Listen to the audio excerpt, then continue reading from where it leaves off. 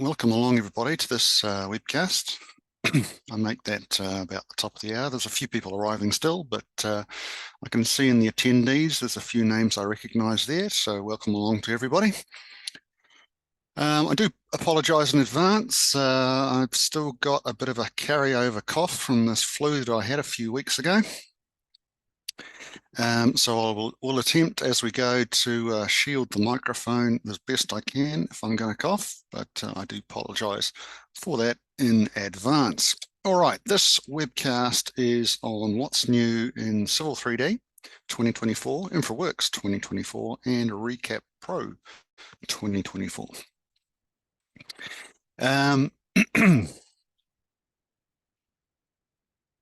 For those who may or may not have done much with us, A2K Vin Zero, we have become trusted partners to many of our clients in advising on their technology needs, mostly, or often, because we come from, by and large, come from the community of the sectors that we work with, your own sectors, your own engineering sectors, both the techs that of which I am part, and also in many cases the salespeople as well. So we're able to talk and are aware of many of the needs of what you need. Plus, we are also a global company now, with the link to the VinZero companies and now the Arcance companies as well. So we have many resources we can draw on. For those who haven't met me before, there's a little bit about me.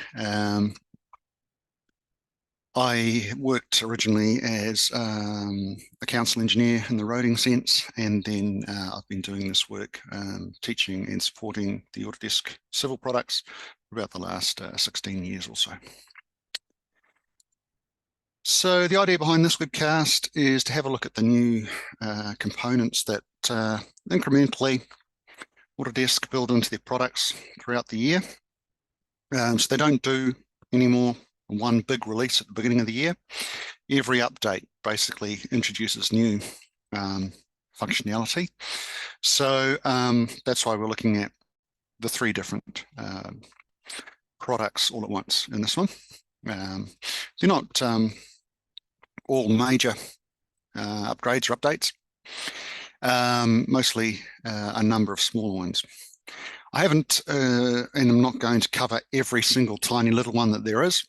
Some of them are not major in any stretch of the imagination, but I'm covering off the ones that I think are probably going to be most useful to the biggest number of people.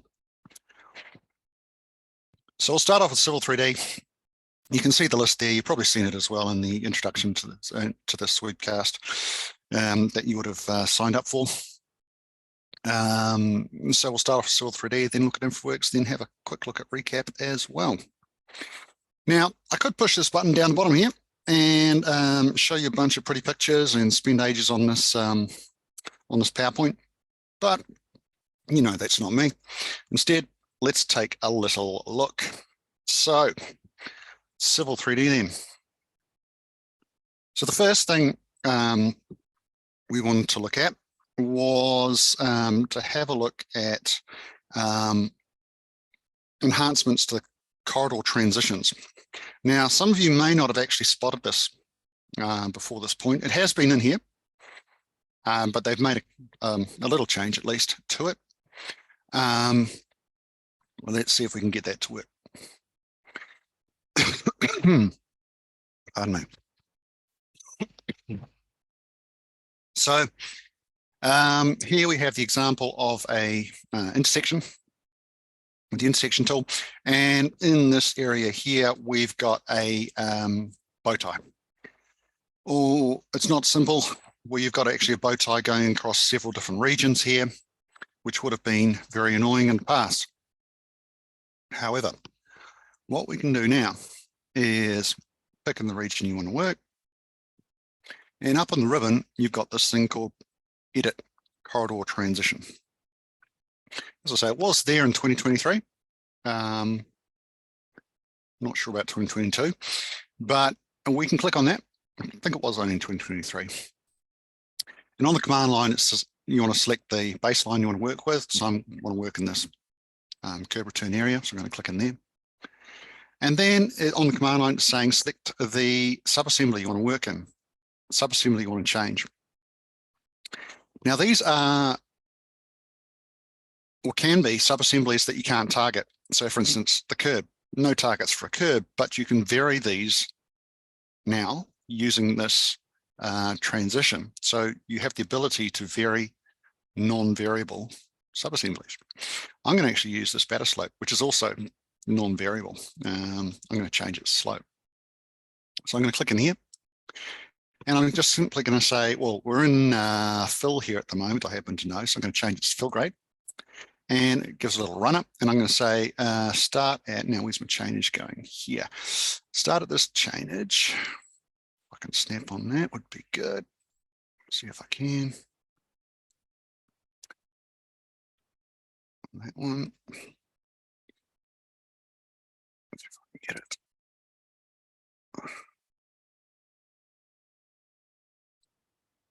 That must be here. Yeah, I think it is. Yep, there we go. And then on the command line, it says enter the parameter value. So I want my, at the moment, this is a 1 in 8 slope, and I want to steepen this up. Now, the problem with this bow tie is that it will stuff up all the triangulation of my surface in here, and I will get a horrible surface. Now, of course, you can see this is going way out to here, and the batter slope's way in here. So it's just not going to work. It just can't physically.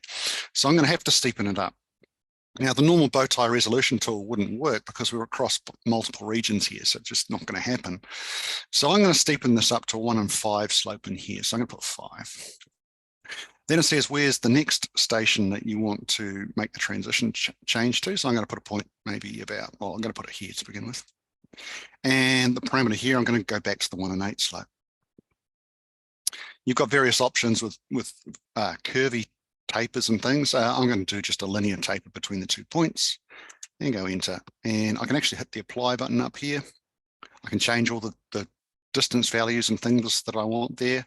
Yeah, I'm okay with that, except just doing a funny lump in the middle of there. So I might say, you know what, I want to change the distance, the end station. So I'm going to click on that. My end station, I'm going to take a right around here somewhere. That's better. And apply that one and give me a smoother looking batter slope. We're not having to make regions. We're not having to do any of that. We're just applying this modification. So that's good. We can then hit the plus up here to do another one. And we can say, oh, actually, that would be in the same region. So no, I'm going to close this now. So I'm going to close that dialog box. Where's my close button gone? Oh, get up the command. There we go. Start, pick my corridor in the area that I want to work. Edit corridor transition in on this baseline now. Choose the batter slope, the subassembly I want to vary. It's going to be, again, a fill situation here. And I want to be, you know, is the chainage running that way? The beginning of it's going to be here somewhere. Now, if I try and click on here, is it going to let me? No, it still wants a start station. Now, this, I think, is the bit that they varied. It won't let you, in some cases, pick right on the end of a region.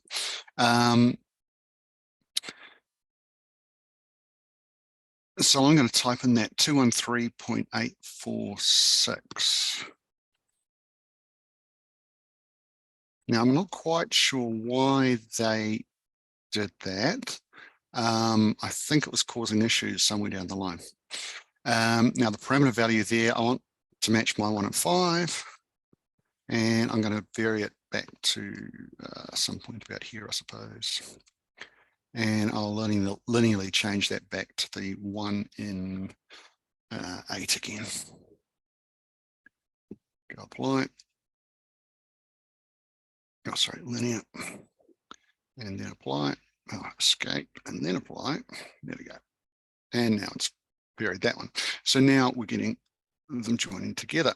However, we do have, if I close this, that little 1 millimeter extra section in there. We'll deal with that, but and it can be dealt with quite easily, but it is just what it's doing at the moment. However, we have got our change of 1 and 8, 1 and 8, transitioned it through 2 regions and got around the corner, resolved the problem. And so if we make a surface out of this now, we should find, I've got one just pre-made in here. If I put it on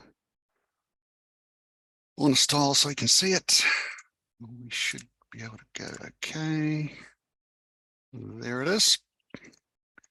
We do actually get a spike of triangles out here. And the easiest way to deal with that is actually just to pick it, go edit surface and go delete line and just pick all of those and remove those as triangles we don't want. And the surface we should find now doesn't have those, and it's nice and smooth all the way around the inside of the outer slope. And that's corridor transitions if you haven't seen those before. And the little change is, for some reason, not being able to snap, as far as from the reading I've done anyway, is the snapping onto the end of the regions has been changed. But just be aware of that, but it's a good little command if you haven't seen that before. All right, so little change there, but a good command to know when you need it. Very, very useful, especially if you want to change very things that couldn't be changed or couldn't be targeted before, such as curves, for instance, or batter slopes like this one. All right, next thing to look at. They've had some changes to the PKT subassemblies. So if you're making your own subassemblies through the subassembly composer, I'm just going to close this. Yes, save the change. And so let's go and open PKT drawing. I did want to use one of my nice old PKT files, but it was too old. I would have to remake the whole thing, so I've just used an example one, which is totally out of place, but nonetheless, there's a PKT file in here that's just it's actually a imperial one, as you can see, but it's part of the corridor. I think we'll find if we have a look at the corridor, and it's easy to see. Stuck in the middle of it. Now, I should see that in here. Yep, there's a big block stuck in the middle of my corridor. Okay. Now, the thing that they've done with it, for those that are using these things, the subassembly composer in your own PKT files, is in the prospector tab in the ribbon, they've done this. They're listing now the subassemblies that are actually come from the subassembly composer.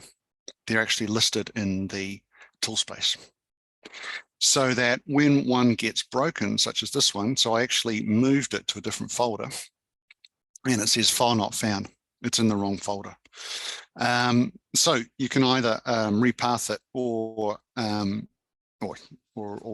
redirect it. I think you'll find fix missing paths. There you go. So let's see if we can fix it. It'll be on desktop.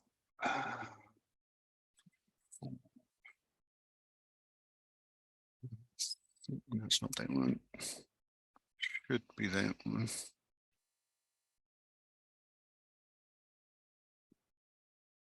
And it's fixed it up. Okay, so that's nice. Previously, well, years ago, it would just delete that thing out of your corridor and there'd be no message, nothing would come up. I then got them to put in a message with one of the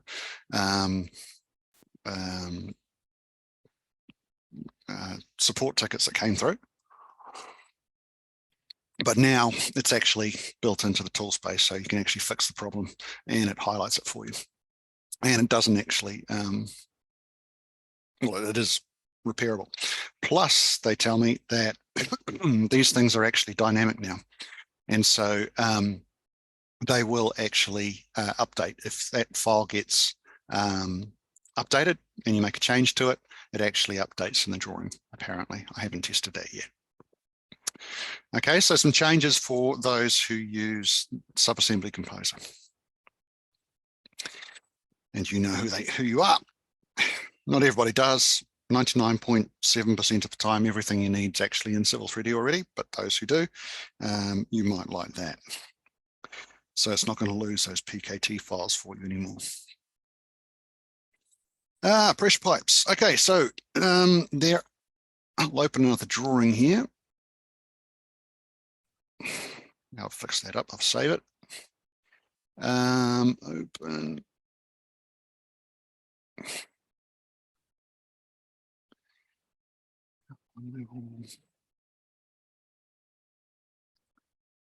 Pressure pipe start. Okay, so I did do about a year ago a webcast on the pressure pipes and the catalog that I made for that. So there is a Australian and New Zealand standard catalog for pressure pipes. For those who haven't seen it, go and have a look at my webcast up on YouTube. Put in a search on YouTube will be A2K civil pressure and you'll find it. And these are they. There is 7,000 parts in it. It's the converted catalog from Plant 3D. We give it away for free, that you can just write away to the email address at the end of the webcast and we'll give it to you. Doesn't have everything in it. One of the things that it doesn't have is these Y connections. Now I've made one here.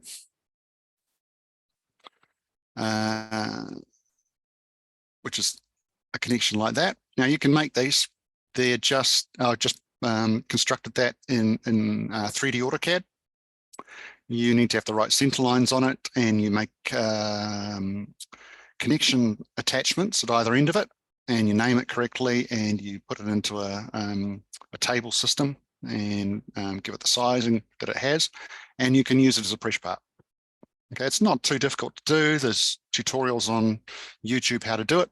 I can, if you can't figure that out how for yourselves, pardon me, I can do that as a teaching session if somebody ever wants.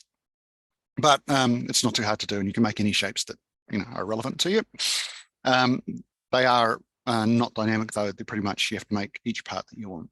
So that's why I did not make 7,000 parts. I converted the catalog from Plant 3D. But the thing that they've done with these pressure pipes in 2024, it relates to those.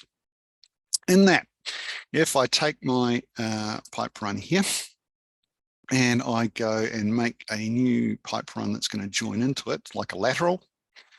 So we'll call this lateral 1. And that's my parts list.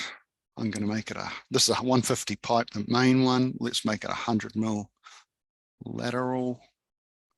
And we'll put it 0.75 below the ground level. Go okay. And if I run it in and join it, off my snaps, somewhere near 90 degrees to the main pipe, it will recognize that and put in a 90-degree join. If I make another one, call it lateral 2, same settings, yep, and I put one at an angle that roughly matches my what's something more like this actually, my Y, it'll put in the Y. Previously, it would always have put in the 90° T, but now it starts looking for finding a Y, if there is a Y in the catalog, that is close to the angle that the pipes are instant at. So that's new. And then of course you can go and start adding the connections or extending the pipes in the normal pressure pipe way. All right, so that's the new thing, just the fact that it scans and looks for the correct angle T or Y connector that happens to exist in the part catalog. If there is no Y connectors, it'll always put in a T. It doesn't have a choice. Okay, that's pretty straightforward. One other thing to show in this drawing though, up in Civil 3D, up the top here in the Home tab of the ribbon is Project Explorer. Now that's been around for a few years now, but it's no longer a download that you have to make from Autodesk. It's there by default. So it's always going to be there. Whether you use it or not, it's up to you. But a nice thing that they've also done in here, if I click on that, is they've added the ability to put and manipulate property sets in here. So for instance, if I go to my pressure pipes, and that's again for those who use property sets, but if I go to my pressure pipes here, that's my pipe run. I can choose as many pipes as I want. So shift and control that one, maybe the next 3 are there. Maybe I couldn't find those, but the next one I found. Oops, no, that's not the next one anyway. Can I?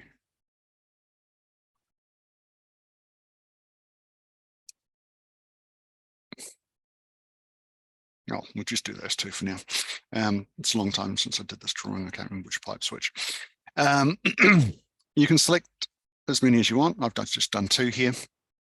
And you've got your pressure part property sets down the bottom here. So I have actually gone and made a property set, but if you haven't done already, you can click that button, you go straight into property sets and you can make one. I've made one called pipe accuracy there. And so now that we've got this in here, we can just simply apply it through the Project Explorer now, which is actually, I think, quite a nice way of doing it, rather than having to do it all through Civil 3D and through the properties dialog box. So that being done, I'm going to click the Add Property Set button. It'll add it to whatever I've selected. It's going to be the pipe accuracy property set. And we'll say these have now been surveyed. For instance. And so those are going to be the, what's my demo network? The 2 pipes that are, I've now got that as their property set attached to them. Nice and easy, and you can remove from here as well. All right, so for those using property sets, anything that can have a property set attached to it and shows up in this Project Explorer now, you can now manipulate the property sets through here, which I think in many ways is going to be actually quite useful and quite a time saver in many situations. So that's a goodie. And I think for the other things in Civil 3D, I'm just going to mention them. For those using the grading optimization tools, there's not that many of you actually using that. There is the ability now to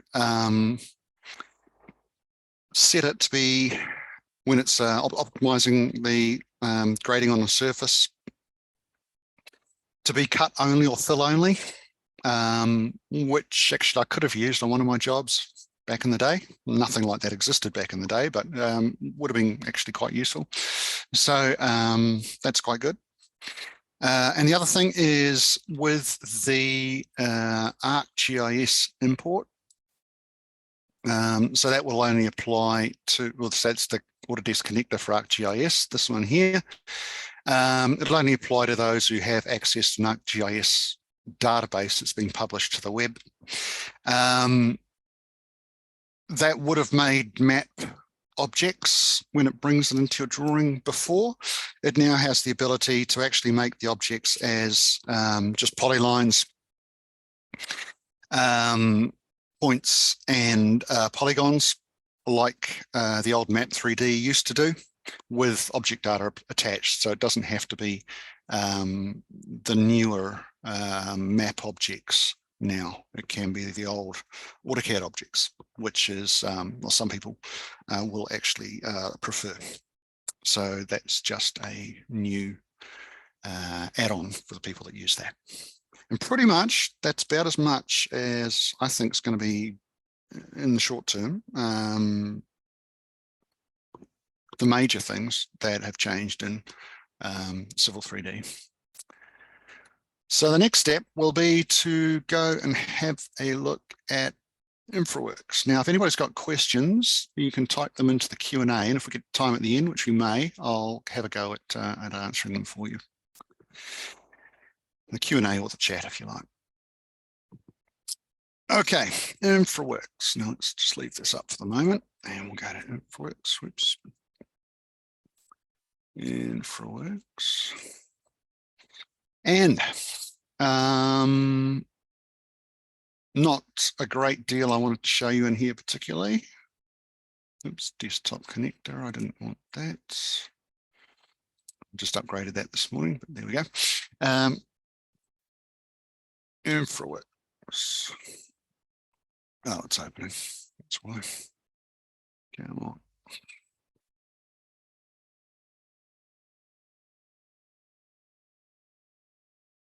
Here she comes. All right. So, click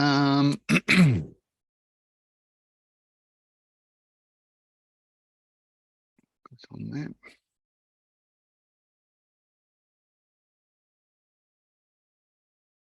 And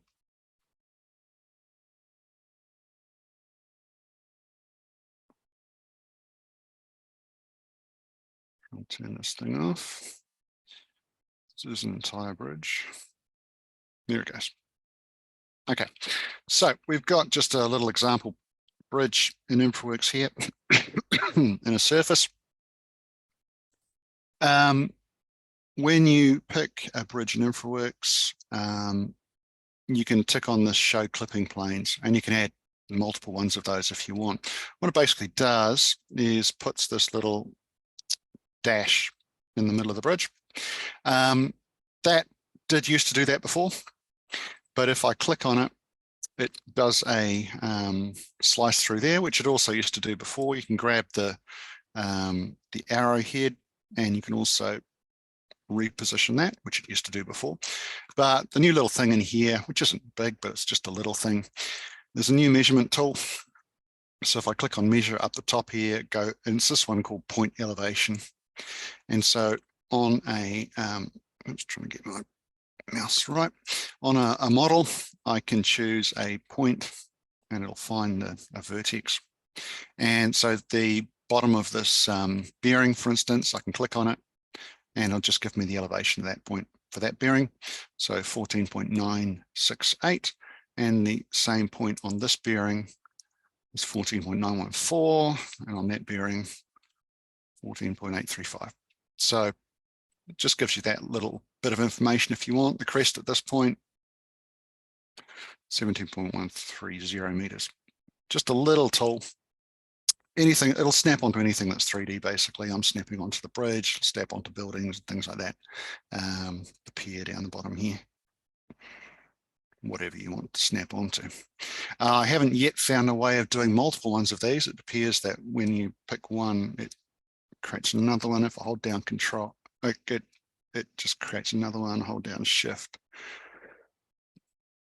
It creates another one. So it'd be nice if it actually did multiples, but I haven't yet found a way to do that. Maybe in the next update.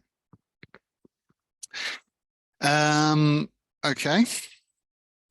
The other things, perhaps a little bit bigger than that, is involvement with Revit. So if I go and bring up my style palette here, go to my parametric models. Now, previously, when we've had to or wanted to make our own shapes, we've needed to go to Inventor and make our own little components for things like the bridges. Now, they've changed that. So if I go and have a look at the bridge girders, the Australian ones, here we go. We've got the bulb tees and super tees and various Australian standard beams. We've got the closed super tees, Australian standard. Now I've made a copy of that, and over here we've got the option to look at that and to look at one of those. And so if I go into that and go to the, where are we? Category mappings tab at the end here. What they've actually done is put through the Revit family categories into here as well. So those who use Revit for bridges should, or Revit in general, I think, should be recognizing these as Revit categories that you can swap backwards and forwards between the two when you take this bridge out to Revit and back again for design. So we've got walls and we've got windows and things like that, which don't apply to a bridge terribly much, but these other things with structural rebar and so on do. So that's all been put in there to allow transfer backwards and forwards. Now, more to the point is that if I wanted to make a new shape, one of these things, we did have to go and construct them in Inventor before. Now, if I go and want to add a new one of these shapes to use to build my own girders, for instance, or anything else, the piers, the wing walls, the abutments, I should say. If I hit the plus here down the bottom, now you can read them in from an RFA file, a Revit family file. Now, they do need to have all the same required parameters that you had to build into these things in Inventor before. But given that most people wanting to design these bridges will be using Revit, I think this is a pretty good idea that you can now design the components in Revit as well. Now you'll see tutorials on how to do these things up on YouTube and in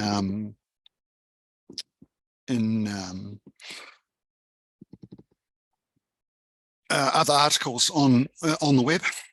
You've got to set up a grid in Revit and snap to that grid, and the grid's got to be parametric and adjustable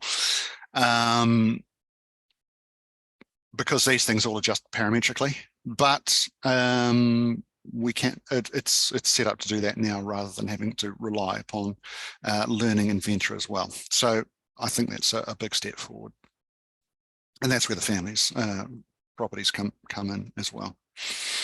So that'll be a good one for those who do this type of work. Okay, and I think that's probably the three major things for InfraWorks as well. Okay, let's go now then and have a look at the last bit, which is recap. So in recap itself, we'll just bring up, now I wanted to test this out. There's a couple of new, just only a couple of new things in recap. Actually, no, there's some improvements in processing speed. They've got some multi-threading going on for reading data in, which is nice when you've got very big files. Recap, for those who haven't used it before, is point cloud processing software.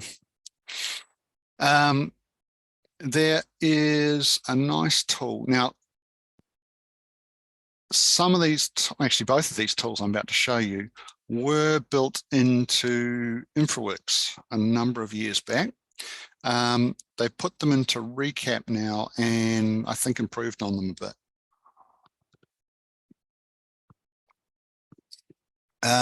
So the first one I want to show you is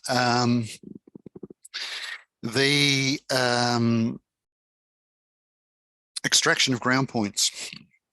Now, this particular point cloud is the worst point cloud I could possibly find. It's a very, very old one. It's just from one setup in the middle. It's monochrome. It's not very well detailed. It's got a whole bunch of messy stuff in it. It's got buildings. It's got cars driving through the intersection. It's got people. It's got roadwork signs. It's just a big mess. So this is why I chose to use this one, to see how well the software would work. Now, ideally, these days, your point cloud should be a lot better than this. This is one from about, I don't know, at least 6 or 7 years ago.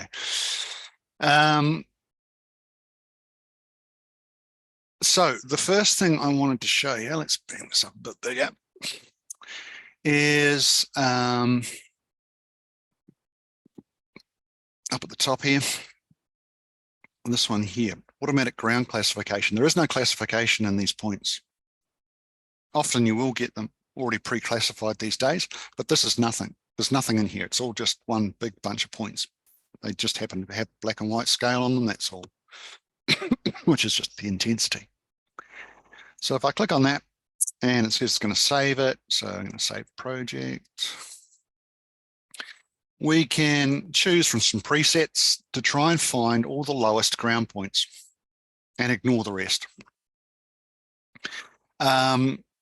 We can go for less, optimum, or more detail, how much of the point cloud it keeps. I'm going to go for custom on this one. And I played around with this for a little while.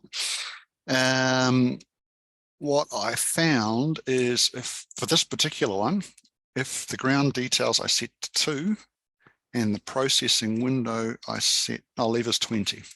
Now, what this is meaning is if there is a lump in the ground that is smaller than 2 meters, ignore it and assume it is not part of the ground surface. If there is a lump in the ground that is bigger than 20 meters, assume it's a building or something and ignore it, and don't use that as part of the ground surface. You can play around with that. You know, that could be used for ignoring trees and things. This would be for ignoring things like, you know, people walking around if you had an outdoor scan from a drone or something like that.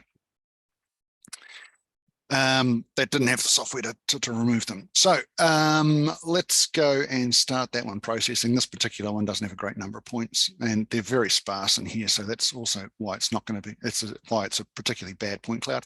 I'm going to start that one processing. It won't take too long. And you'll see what it does.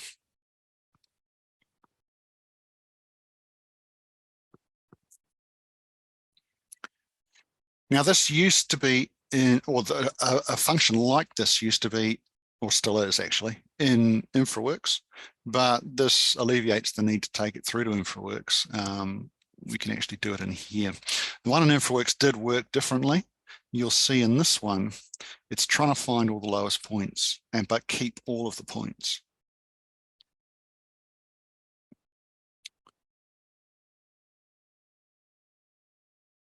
The one in InfraWorks does not keep all the points. It sort of smooths the surface out, which in some cases would be all right, but in other cases, like a surface like this, you lose the curbs and things, which is not ideal.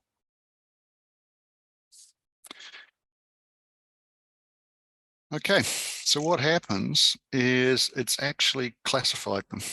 And it's made a classification over here. If I hide the unclassified, it's left just the things it's kept as ground points. Hopefully you can see this okay through my broadcast. So it has kept part of the walls, but those can be now cleaned up much more easily. So if I come over here,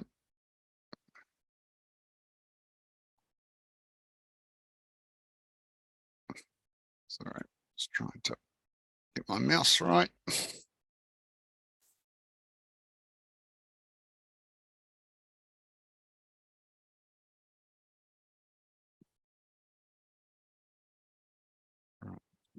There we go, that's better. We can get out this, it's left part of some of those walls there, but we can select those and hit the delete key just to clean up those last bits. And then it'll just leave the ground points. We could do that in plan, actually, might be easier, just to trim off the edges. These ones out here we don't need. And just trim off the edges that we don't want. And anything that's sticking up in the middle, there's a couple in the middle here. Maybe that 2 meters could have been a bit smaller. No, actually that would have kept more of those. So no, that wouldn't want to do that. But it has got rid of most of the point cloud that we don't want. It makes the cleanup much, much easier. It's got rid of a lot of that noise that was in the middle here as well, which is excellent. So an unclassified point cloud, it goes a long way to classifying it to get the ground points out of it. So that's quite nice. So that's there. Be aware of that if you need it. As I say, many lots of drone software, etc., will actually classify it for you anyway into ground points these days. But you do have that as a capability now. Now, the other thing I wanted to show you, and there's only one more, is linear element extraction, like extracting these curbs out. Now, making a surface out of this, I happen to know because the point cloud's so rough, is a very lumpy and bumpy surface. It's horrible, and you really wouldn't want to use it. It's plus or minus 30 mil up and down in the middle of the road, maybe even 40 mil, especially when you got further and further away from the middle of the road where the scanner was. It's terrible point cloud, absolutely awful, which is why I used it to test this thing out. Linear point extraction, linear element extraction is not done here. It's done on the cloud. So you need to first of all use this button here to publish the point cloud up to the Autodesk Construction Cloud, ACC. I've done that already, and up there is where you can extract the linear elements. So we're going to go and do that now. So up here, Autodesk Construction Cloud. I'll put it into this project. So ACC, if you've got the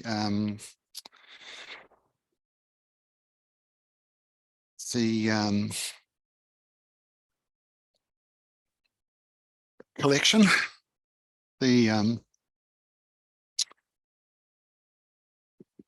what's it called? I keep getting confused with the Autodesk Construction Cloud and the AEC collection. But anyway, if you've got the AEC collection, you will have access to Autodesk Docs, which will is all you need for this. That'll give you the ability to make some folders. I've got mine set up in a BIM standard configuration. And in my work in progress here, in my civil folders, in my survey, I've got a point cloud folder here. And it's the same intersection that I've uploaded. When you upload it, you get all of these, which allows it to process up on the cloud. If I go and open that, and this is all running through my browser, that's what the Autodesk Construction Cloud does, which is your BIM environment. If you're just using the docs part of it, it can be used as simply a storage location, but you can share these files with people that are working on the same project. So if I go to there, that's the street that I want. Now I've got to get used to this because the navigation is different from what I was doing a moment ago. I think that's the one that I want. Let's go and have a look. No, that's not. I was testing this on one just before. Yeah, no, I think it's this one. Okay, you can see this has got trees and all sorts of things in this point cloud. There we go. Let's try this one.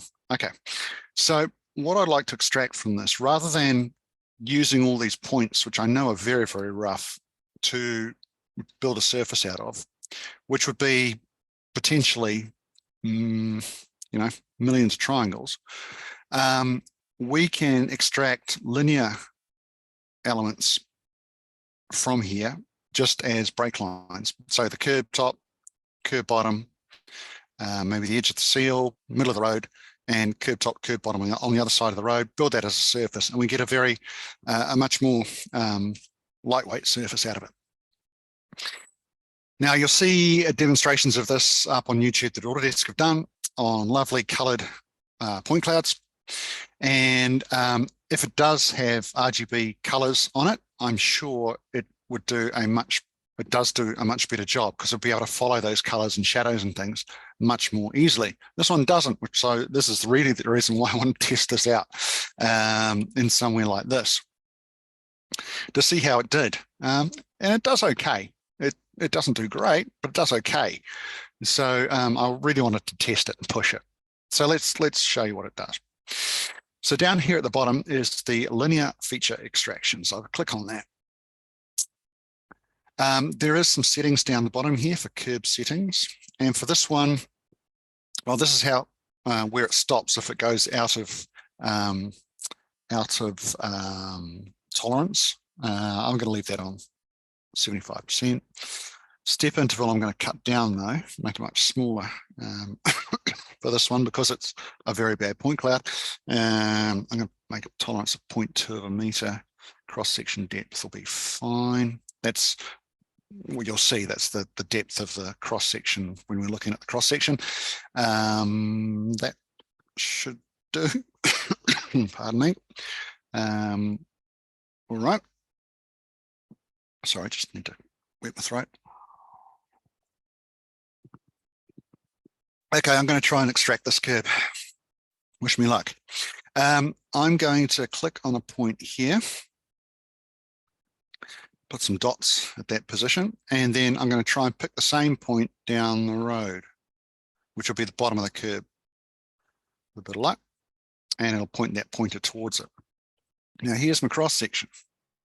If you look very carefully, that red dot is on that bottom of curb where I first picked. Now I can reposition these things. I'm actually going to put that out into the road somewhere. Bit hard to see these grey, sorry. It's going to be hard to see on your screen a little bit, but I'm just reading the grey dots.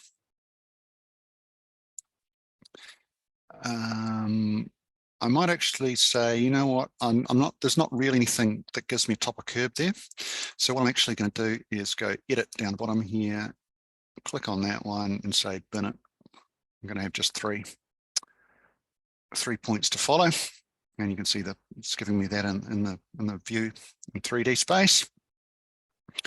And what you can actually do, if you click on that, I can click on this tag and say, oh, it's actually called TK right. That's what I called it before. I can rename that and call it TK1 if I want. So you can rename all these points, and that's going to be the name of the feature line that gets extracted. Okay, so once I'm happy with that positioning, I can go done. And let's see how it does. Now, if I'm not happy with the positioning of that arrow anymore, which I'm not really, I can grab the end of it. There we go, and still reposition it. So I think roughly about there looks about right. Just do a rotate in 3D space here and see how it's looking.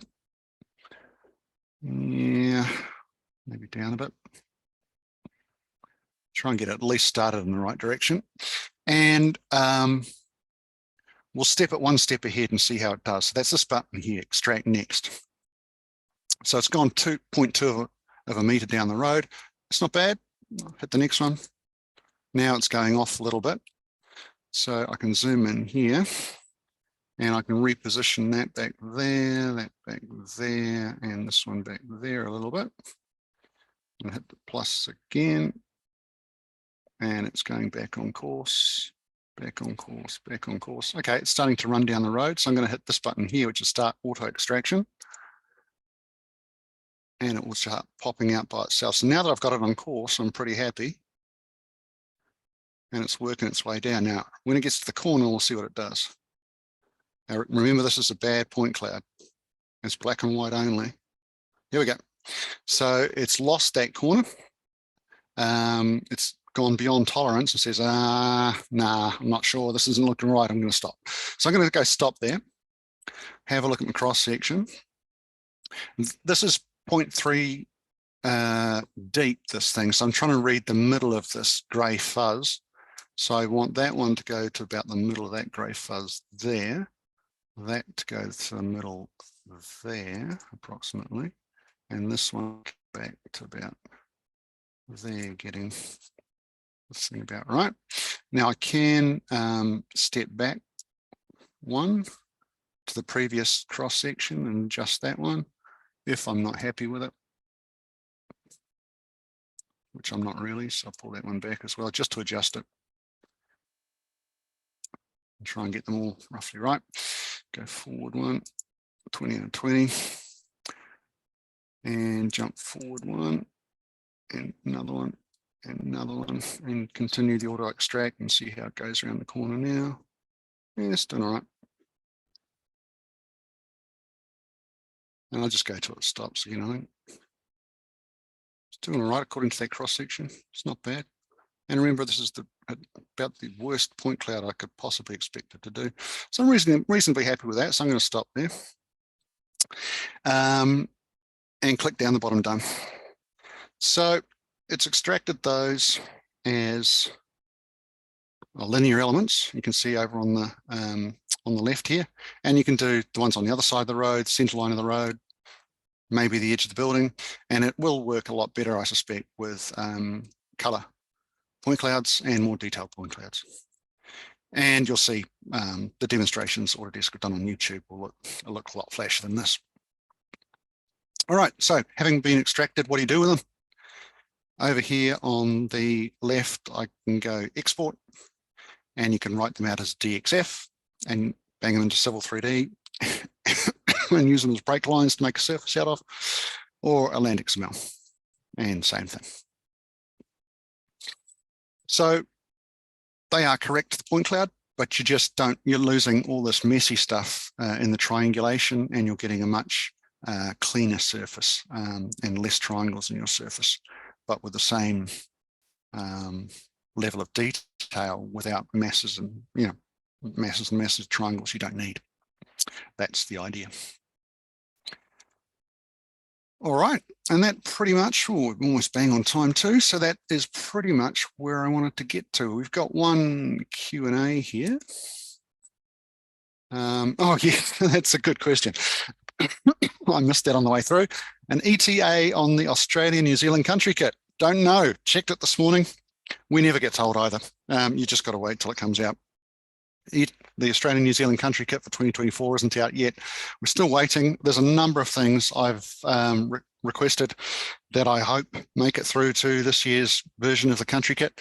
But no, we don't know. I'm sorry. Any other questions before we call it a day?